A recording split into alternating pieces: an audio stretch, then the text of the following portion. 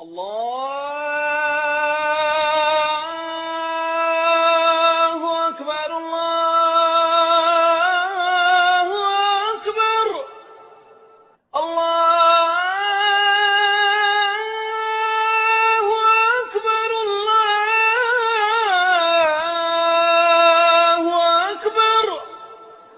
I was about to come across one of the most extraordinary human beings I'd ever encountered. A religious convert with true fire in his soul. This is Brooklyn-born Joseph Cohen.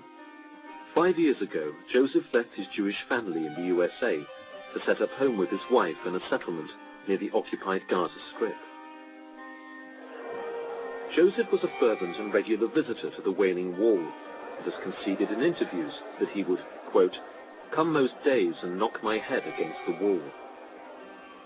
One night, Joseph was checking out a religious website. His life was about to change forever. I was in the chat room, and a man came in, and many of the quote-unquote Israelis were finding him offensive. But the truth is, he was speaking the haqq. He was saying truth.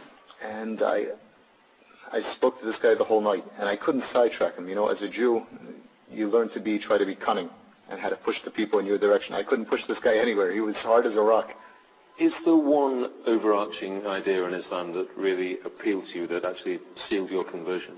The central idea would be one perfect God that is flawless, and one deen, one religion, a perfect religion for all mankind. Not just a special board of directors or their own country club. For everyone. He moved to live in Palestinian East Jerusalem, the start of a dramatic transformation. Joseph became Yusuf el-Khattab. His wife and 4 children all changed their names and their faith. His Jewish family, back in the States, were not exactly bowled over. What are your present state of relations with the family? Talaq, broken. Does that sadden you? Well, Islam forbids me to lie. I'll be honest with you, you might say I'm cold, but actually no. I grew up like a lock and key child, so it's not like a close-knit family. And yeah, I basically Jewish families, Jewish culture, Brooklyn, you only have one set of parents. It's true, but we were never extremely close. I was basically taking care of myself. My mother worked, and my father was gone during the day. And we weren't that close from the beginning. What do you have in faith now that you didn't have before as a Jew? I have true belief. Why should I take anything you say seriously? I mean, you converted to a new faith on the internet. Who's to say that in 2 years' time you won't be a Roman Catholic like me and we'll both be going off to the Vatican to see the Pope? We should go to the Vatican. I have a duty to go there to give a message of Islam to the Pope too. But you have to what would happen to you if you renounced your... I would be killed, and this is one of the miracles of Islam. Why should you be killed? Why? Because it's clear in the Quran. There's no belief after disbelief. You can't go in and out. And every Muslim is warned this before they take Shahada. Is this what people say sometimes the only way out of Islam is death? That's the fact. But still, this is the miracle. It's still the fastest growing religion. Knowing this, people still accept it. Christians, Jews are still accepting Islam. I'm not surprised it's the fastest growing religion in the world when the penalty for leaving Islam is death. Renouncing the message of Islam, the sin of apostasy, is certainly a serious business, but many moderate Muslims would balk at Yusuf's views on the death sentence. Their view is that faith is a matter of personal assent, and point to one of the Quran's most celebrated texts to make their point. Surah 2, verse 256, there is no compulsion in religion.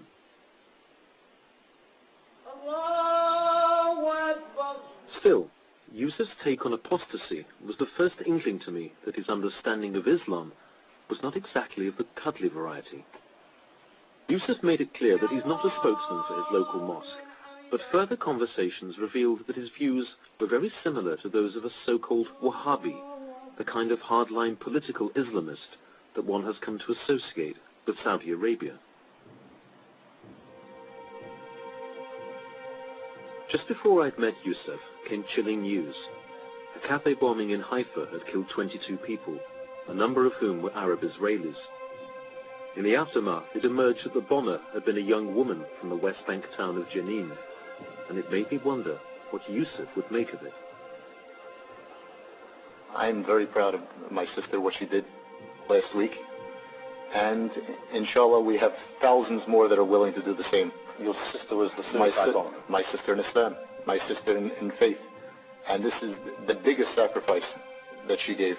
I mean, I've studied the Quran, I've looked at the hadith, the sayings of Muhammad, and it seems pretty clear to me that women and children are declared as innocent. Isn't restraint more important?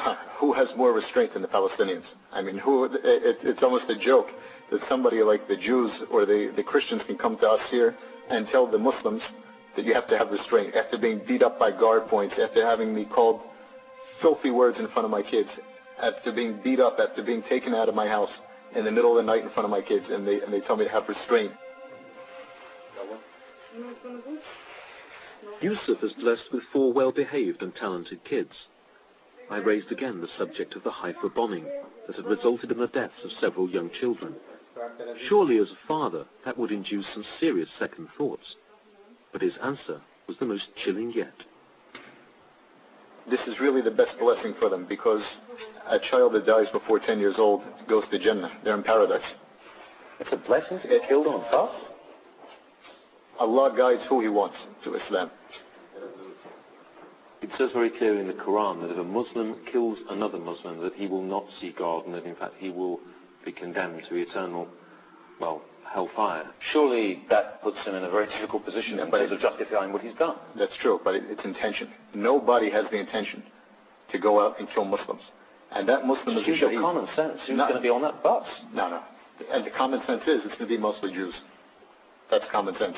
Common sense to any Muslim here is that we don't go on buses. We don't go on Egged buses. Except a few that do, the exception. Do you believe in the concept of the innocent civilian in the state of Israel? Absolutely not. There is no innocent civilian. Every one of them goes in the army. Every one of them votes for a government that oppresses.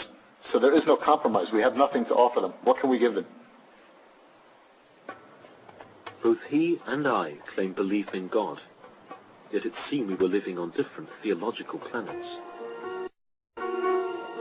سنخوض معاركنا معهم وسنمضي جموعا نردعهم ونعيد الحق المغتصب وبكل القوة ندفعهم وبكل القوة ندفعهم وبكل القوة ندفعهم